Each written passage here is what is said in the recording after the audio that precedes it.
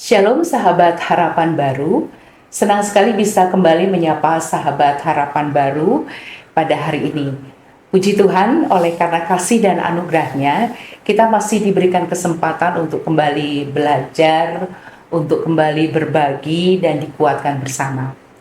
Sahabat harapan baru, kalau kita berbicara soal pelayanan, seringkali yang terlintas bukan cuma soal tugas atau tanggung jawab di gereja, tetapi juga tentang cerita-cerita hidup di baliknya. Ada momen penuh sukacita, ada momen penuh perjuangan, bahkan ada saat-saat lelah, tapi justru di sanalah ada kesaksian tentang bagaimana Tuhan bekerja dan membentuk kita. Nah, hari ini kita sudah bersama dengan narasumber yang luar biasa, yang terlibat langsung dalam pelayanan di GKPB, dan kita akan segera mendengar cerita nyata, kesaksian pribadi, dan pengalaman pelayanan yang pastinya akan menjadi berkat dan penguatan bagi kita bersama. Yuk kita langsung saja memulai obrolan kita pada hari ini. Selamat datang di podcast Harapan Baru, Pak Pendeta. Apa kabar Pak Pendeta? Baik. Ya, Dahsyat ya. dahsyat dan luar biasa ya Pak Pendeta. Ya, kalau saya sih sudah mengenal namanya Pak Pendeta, tapi sahabat podcast Harapan Baru mungkin belum mengenal Pak Pendeta. Mungkin Pak Pendeta bisa memperkenalkan diri terlebih dahulu, nama Pak Pendeta. Silakan Pak Pendeta. Terima kasih Bu Pendeta karena saya diizinkan memasuki pelayanan ini, terutama di dalam membawa atau menyampaikan tentang pelayanan yang saya boleh jalani selama kurang lebih 36 tahun. 36 tahun nih Pak Ya, Pendeta ya? di tengah-tengah jemaat dia sampai pada waktu pensiun kemudian ditambah lagi. Nah, untuk itu saya barangkali lebih condong untuk menyampaikan bahwa memang saya berasal generasi ketiga dari orang Bali Kristen. Bali Kristen. Yang kakek dan nenek sudah merabah sultan di Blimbing Sari. Lalu kemudian yang berikut memang sebagai pelayan saya memang tidak pernah mimpi jadi pelayan. Pada waktu itu tidak ada orang yang akan mengarahkan, tapi sesudah memasuki masa kepemudaan itu saya selalu mengambil bagian pelayanan ke ibadah Biston. Ya. Kalau di Blimbing Sari itu Banjar Kau. Tempat saya memang tinggal bersama kakek nenek. Ya. Kemudian bapak dan ibu serta adik-adik semua, di mana saya bersaudara 13 orang. 13 orang. Nah, kemudian untuk perkenalan ini barangkali dalam usia yang ke-19, kami dikirimlah ke Ujung Pandang. Waktu itu belum ada STT lah. Ya. Di sana itu ada Sekolah Akademi Teologi Di Ujung Pandang. Ujung Pandang. Kami dikirim 11 orang oleh GKPB. Ya. Lalu kemudian yang bisa menyelesaikan itu ada 5 orang, 3 pulang ke Bali, 2 lanjut studi, ambil sarjana muda. Karena kami berangkat tahun 64, lalu tahun 67 ada STT-nya. Sehingga mereka yang punya nilai yang bagus, mereka boleh memasuki untuk mengambil lanjutan sarjana mudanya. Ya, betul. Kami bersama Pak Swande, Pak Ketut Koste, almarhum, dikirim pulang ke Bali untuk bertanggung jawab atas pelayanan di Bali karena kami memperoleh beasiswa memang. Ya. Nah, itulah sekilas latar belakang saya dalam arti sebagai seorang pelayan. Ya. Tapi tadi Pak Pendeta belum menyebutkan namanya Pak Pendeta. Oh ya, nama saya memang agak kejawaan. Gitu ya Pak Pendeta? Karena nama saya Wayan Sunario. Tapi orang Bali manggil Wayan Sunario. Yes. Nah, karena apa? Karena kita dekat dengan Banyuwangi ya, dengan Pulau Jawa. Saya berasal dari Blimbing Sari, Ya. di Kecamatan Melayu dan Kabupaten Jemberana. Ya. Pak Pendeta, kalau tadi mendengarkan kesaksian Pak Pendeta itu sudah dimulai dari tahun 60-an ya Pak Pendeta ya. Apa sih yang menyebabkan Pak Pendeta pada awalnya bisa terlibat dalam pelayanan di GKPB? Apa yang menggerakkan Pak Pendeta? Nah, Apa yang membuat Pak Pendeta tertarik gitu untuk masuk ke sekolah teologi lalu kemudian melayani di GKPB? begini, pada saat itu kami tidak pernah berbicara soal panggilan, Bu Pendeta. Panggilan itu tidak pernah kita bicarakan. Oh, kita dipanggil untuk jadi pendeta? Tidak pernah. Ya. Tetapi masalahnya ada dalam proses. Jadi pada waktu saya kuliah itu, artinya akademi teologi, yang pada waktu itu akademi itu memang seperti jamur. APDN kan akademi. Ya. Di Ujung Pandang untuk Indonesia Timur, di Lombok untuk Nusa Tenggara, dan kalau tidak salah Jakarta untuk Jawa. Nah, saya pada waktu itu pergi ke sekolah teologi itu bukan karena panggilan. Ya. Sampai dalam sejarah hidup yang saya tulis itu, sebenarnya kami tidak mengenal panggilan waktu itu. Gitu ya Pak Pendeta. Iya. Nah, lalu kemudian panggilan itu ya saya alami sebenarnya dalam proses pelayanan. Waktu di Kerobokan, saya melayani sebagai vikaris Kerobokan, Seminyak, Legian. Kemudian pindah ke Belatungan, Penataran, Lalanglinga. Nah, justru dalam perjalanan itulah saya menikmati bahwa Tuhan mengendaki saya melayani, karena ayah saya dulu memberitakan Injil di Surabaya. Jadi ayah yang mengabarkan Injil zaman Belanda di situ tahun 1937, saya masuk ke Jemaat Gabungan Lalanglinga Selagi Penataran itu tahun 74.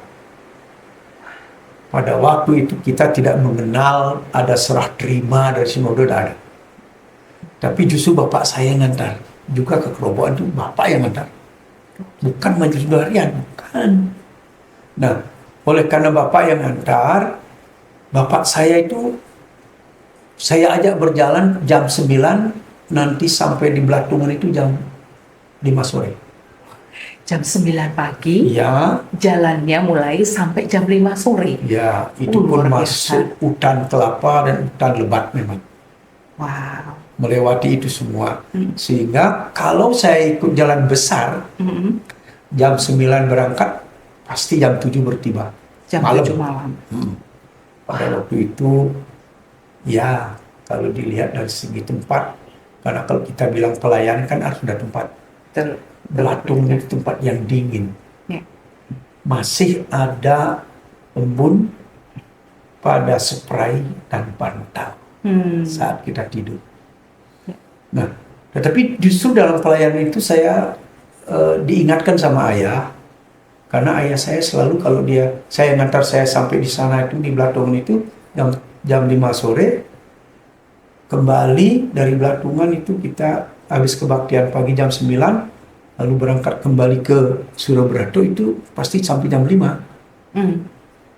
Disitulah bapak saya itu selalu ketawa, berangkat ke Belatungan tertawa, pulang juga tertawa. Ada sukacita, Mas. Ya, dia justru sukacita. Nah, saya tidak ngerti, lalu bilang, Pak, kenapa Bapak kok ngantar saya itu tidak pernah sungut-sungut? Saya bilang, Ya. jauh sekali, tidak pernah bilang gitu. Tetapi dia bilang gini, karena Bapak dulu memberitakan Injil kemari dengan Bapak Pendeta Kramberg, pendeta Belanda, dengan penginjil yang namanya Kak Jenggot itu, bapaknya Pak Percaya, dia pemangku. Nah, itulah mengingatkan saya, oh gitu dong, berarti bapak saya juga punya kerinduan untuk saya menjadi pelayan. Jadi bukan saya loh, tapi motivasinya disitulah muncul. Bapak saya mengatakan begini, jadi kalau kamu jadi pendeta, jangan berpikir kamu jadi orang kaya. Tapi kalau jemaatmu diberkati oleh Tuhan, kamu berhak menerima berkat Tuhan. Wow, Nah, itu di situ saya tulis itu dalam pelayanan saya selama 30 tahun ya. Bahwa di situ saya dapat motivasi panggilan. Bukan dari awal. Justru motivasi panggilan itu muncul ketika ada di dalam sebuah proses. Betul, pendeta. Ya. Luar biasa. Seperti itu. Luar biasa, Pak Pendeta. Nah, Pak Pendeta, kan Pak Pendeta tadi mengatakan bahwa Pak Pendeta sudah melayani lebih dari 30 tahun.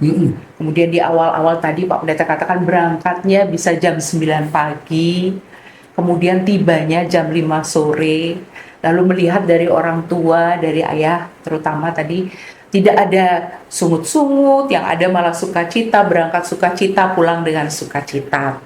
Tapi kan kalau boleh jujur nih Pak Pendeta, kalau boleh jujur, pelayanan itu kan nggak selalu mulus ya Pak Pendeta ya. Pelayanan itu tidak selalu mulus. Nah, mulus-mulus saja gitu. Kalau selama perjalanan 30 tahun lebih Pak Pendeta melayani, kalau boleh tahu Pak Pendeta, apa tantangan atau apa masa yang paling berat yang pernah Pak Pendeta alami selama melayani, dan bagaimana cara Tuhan menolong untuk Pak Pendeta tetap bertahan di dalam pelayanan itu Pak Pendeta? Ya, kalau saya mau bercerita tentang itu, lebih banyak sukacita sebenarnya. Lebih banyak sukacitanya. Banyak sukacita, Bu Pendeta. Karena apa? Karena pada waktu itu saya masih bujang.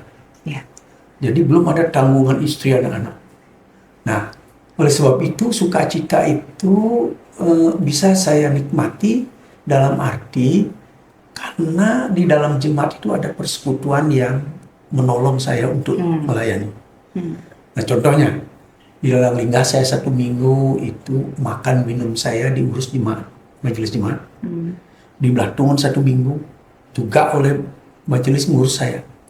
Kemudian saya di Penataran 2 minggu di sana. Jadi saya juga diurus oleh mereka untuk makan dan minum karena saya tidak pernah pusing dulu soal itu.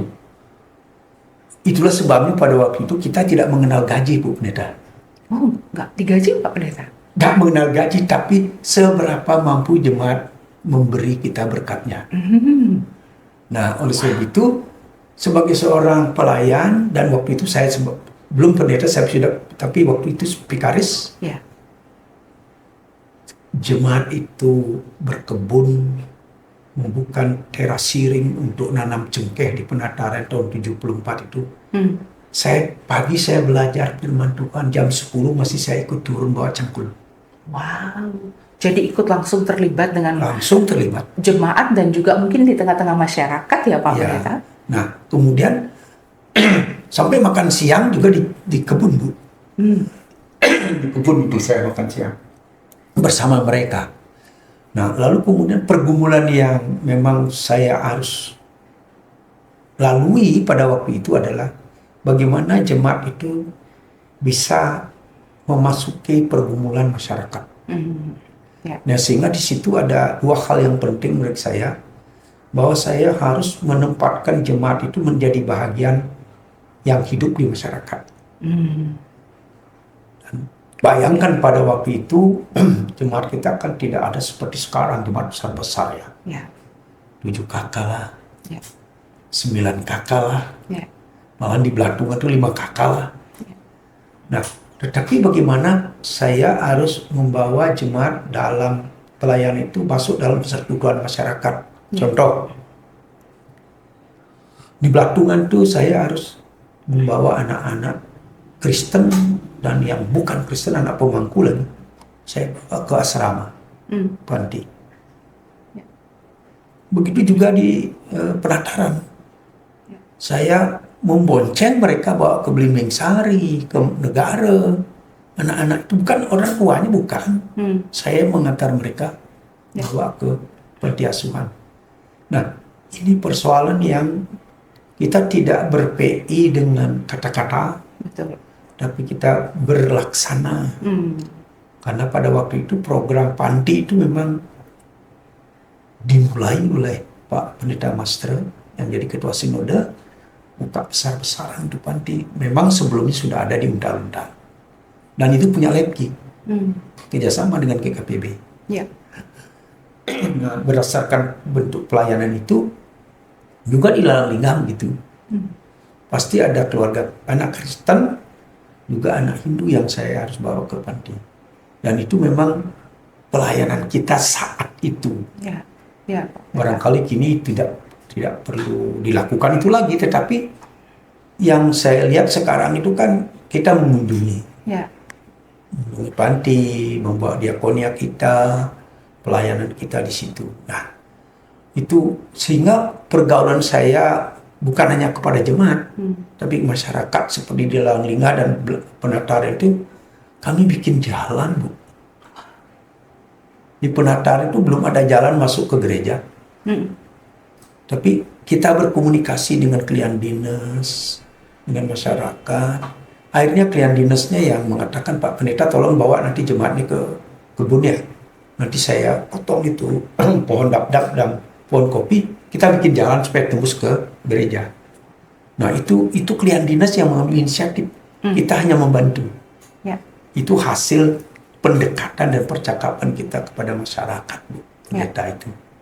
Nah kalau di Langlingah, lain lagi saya punya masalah. Di sana jemaat itu buat menjudinya.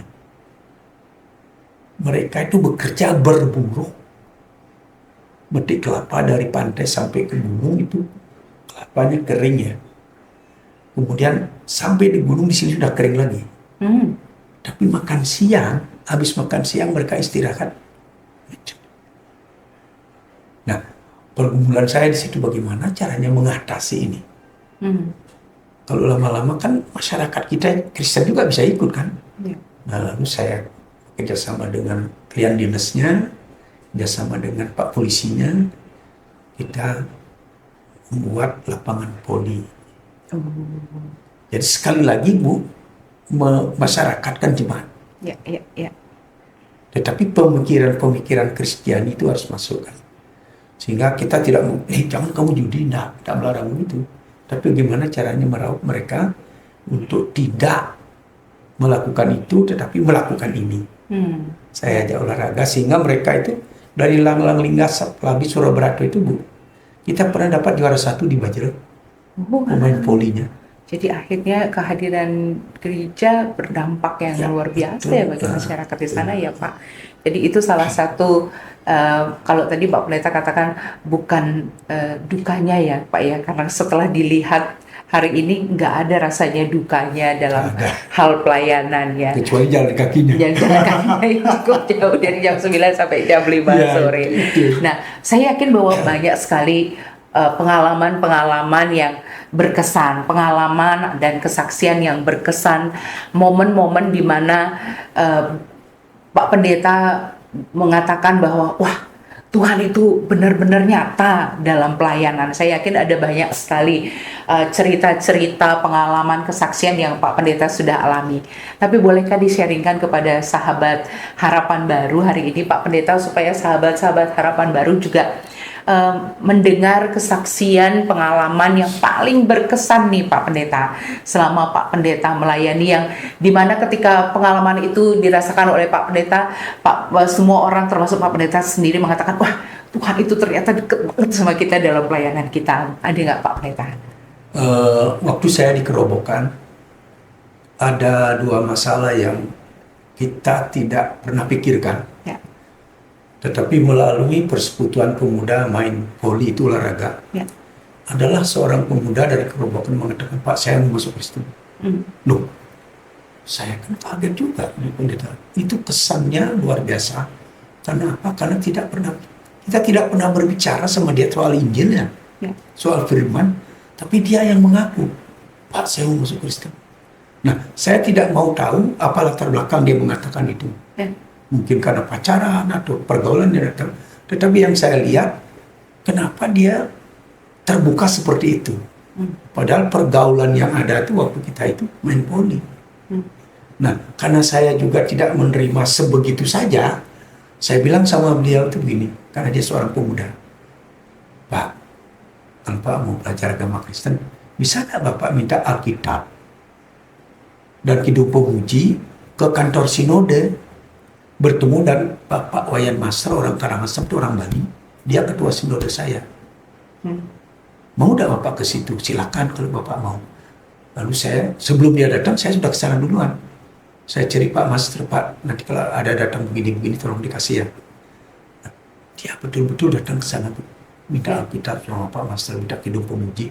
Minggu depannya, Pak ini Alkitabnya, ini Kidung Pemuji, saya mau belajar agama Kristen. Kan luar biasa itu Bu. Itu satu ya. Yang kedua, keluarga Hindu, satu keluarga menerima kekristenan karena kita gotong royong itu. Kerja dalam persekutuan jemaat yang menunjukkan kerjasama atau gotong royong. Memetam padilah, mencangkul di sawah, menanam padilah, lalu menggali batu paras lah. Itu semua untuk keperluan berjemaat. Seorang keluarga Kristen seorang keluarga ini mewakili keluarga Kristen untuk mengambil pekerjaan gotong royong itu. Dan satu keluarga mereka menerima Tuhan Yesus. Sekarang ada di Perigi, Sumbersari namanya, di kecamatan Terway. Satu keluarga itu di desa Balinggi. Saya sudah pernah ketemu mereka. Tahun 73 saya datang ke sana dan berjumpa dengan mereka. Kristen di sana. Dia Kristen di sini kita baptis, dia berangkat ke sana bertransmigrasi. Nah, itu kan sukacita luar biasa di sini, dan saya pergi ke sana saya jumpa, Bu. Gitu Pak Pendeta ya. Luar biasa ya. Tuhan memberkati. Sangat ya Pak Pendeta ya. Bagi saya itu takkan pernah saya lupakan. Betul. Kesan luar biasa. Nah, betul. Yang berikut ada lagi. Waktu melayani di Ambiarsari, di Pakung Tanah itu ada orang yang anak sekolah minggu kelas 3 melancong 5 orang di bawah pohon kopi. Dia tidak pulang, Bu. Ya. Kan harus dicari tuh. Nah, kalau orang mencari orang yang bilang seperti itu, biasanya orang pukul kentongan. Ada yang pakai ember, Karena hilang ya. Karena hilang. Tapi tidak pernah ketemu. Ya. Akhirnya jam 1 malam itu ketemu anak itu.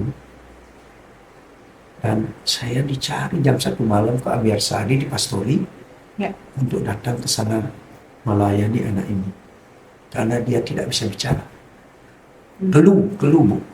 Anak kelas 3 yang tadinya biasa. Ya. Nah, pada waktu itulah saya dipanggil tengah malam. Memang saya tidak pernah menghadapi hal itu selama pelayanan. Satu-satunya itu, Bu. Akhirnya saya mau ganti baju dulu. Ya. Saya masuk ke dalam. Tuhan Yesus, jangan engkau mempermalu pelayan. Jadi Bapak berdoa saat itu ya? Doa saya.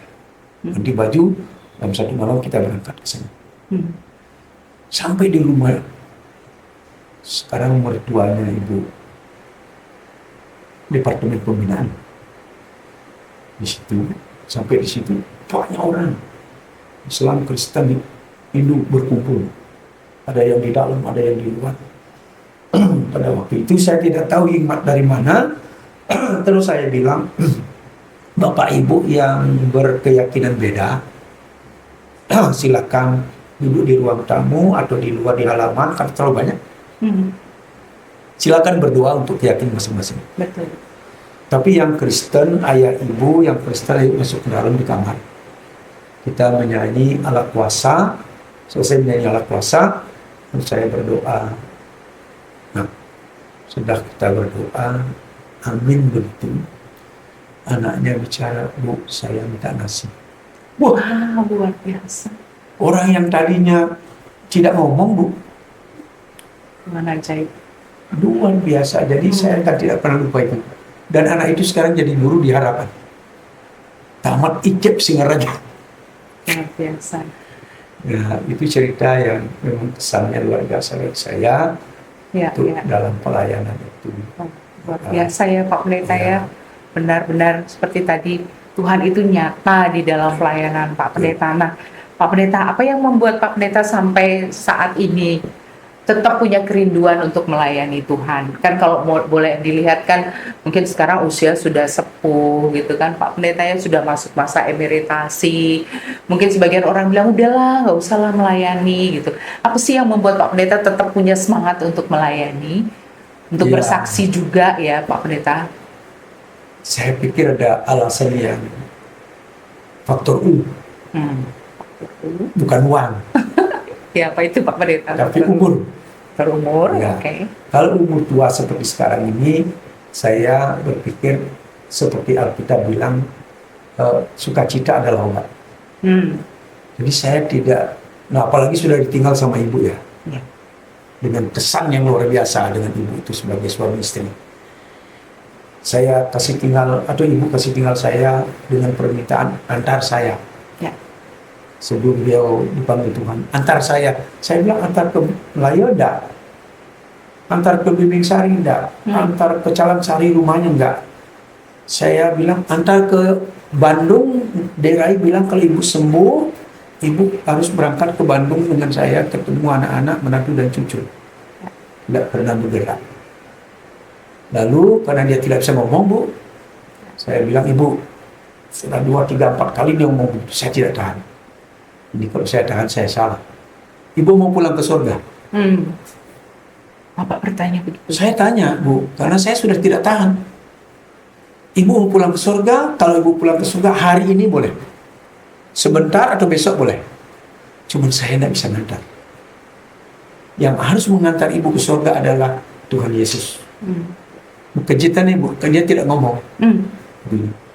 Wih, 2-3 hari waktu Paskah. Ya. Jam 2:30 ibu sudah minum.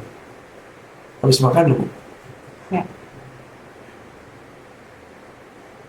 Kita bawa dia ke Wangayo, di perjalanan sudah dingin. Sampai di Wangayo, lalu kita bilang sama dokternya di EGD itu, Pak, boleh tidak ibu dibantu supaya ibu bisa bertahan sampai besok lah. Karena anaknya ada di Banjarmasin di Rai. Tapi syukurnya Banjarmasin itu ada pesawat ke Bali. Ya, betul.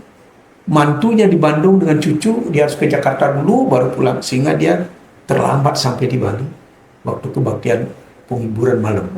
Nah, itu ibu, jadi seperti ibu pergi atau bagaimana, dijemput sama Tuhan itu seperti itu, saya kan sendiri. Nah, dalam kesendirian itu memang saya tidak bisa tanpa bercerita, Bu.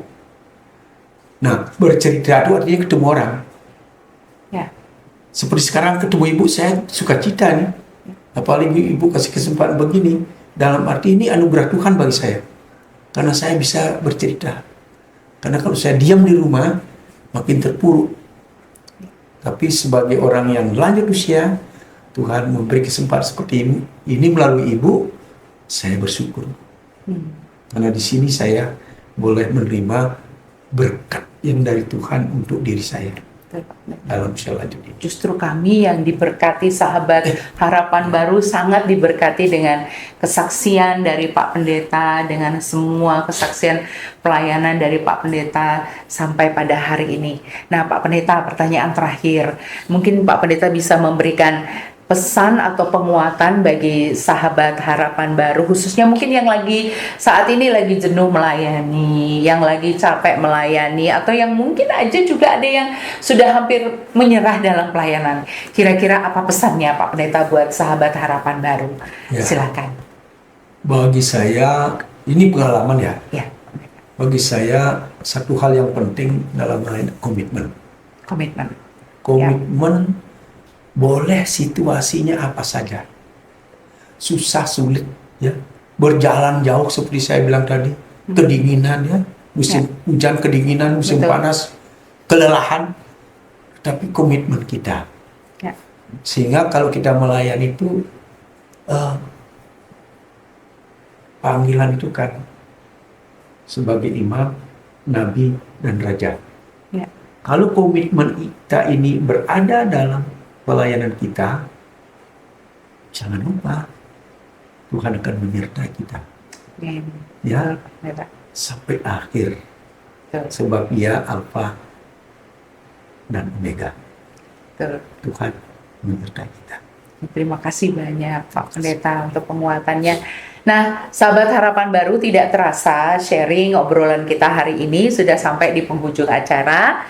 Terima kasih banyak untuk Bapak Pendeta Emeritus Wayan Sunaryo untuk sharingnya yang sangat jujur, yang menguatkan dan juga penuh makna bagi kita semua, bagi sahabat Harapan Baru.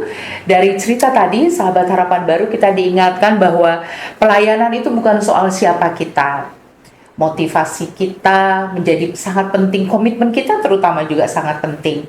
Panggilan itu bisa merupakan sebuah proses dalam perjalanan kehidupan kita. Dan yang paling penting adalah tentang bagaimana Tuhan bekerja melalui hidup kita, bahkan lewat segala keterbatasan, lewat pergumulan. Dan kiranya kesaksian yang kita dengarkan pada hari ini bisa menjadi penguatan bagi kita semua. Bagi yang sedang melayani, tetaplah setia. Bagi yang sedang lelah, ingatlah bahwa Tuhan melihat setiap jerih payah kita. Dan bagi yang mungkin saat ini sedang ragu untuk melayani, semoga podcast hari ini sharing dari Bapak Pendeta Emeritus Wayan Sunario bisa menjadi dorongan bagi kita semua untuk melangkah. Terima kasih untuk sahabat Harapan Baru yang sudah setia menyaksikan podcast pada hari ini. Jangan lupa, sekecil apapun pelayananmu hari ini, jika dilakukan dengan hati yang tulus, akan dipakai Tuhan untuk menjadi berkat. Saya, Pendeta Lisa, pamit undur diri. Tuhan Yesus memberkati. Sampai jumpa di podcast episode berikutnya.